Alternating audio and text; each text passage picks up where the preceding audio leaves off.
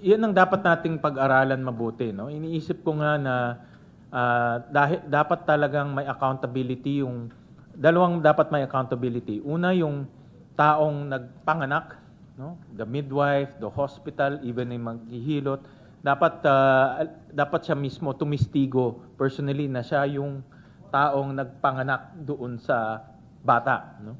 Dahil hindi pwedeng blanco 'yun eh. Yun ang direct evidence na siya yung tao na doon at nakita niya yung bata.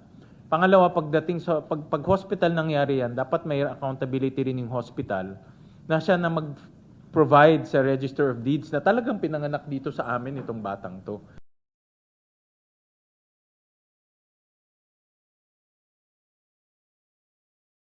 Doon naman sa other late registration nila, may midwife pero walang nakasulat kung ano yung license number, kung ano. So, hindi natin talagang alam kung sino yung taong nagpanganak doon sa bata, no?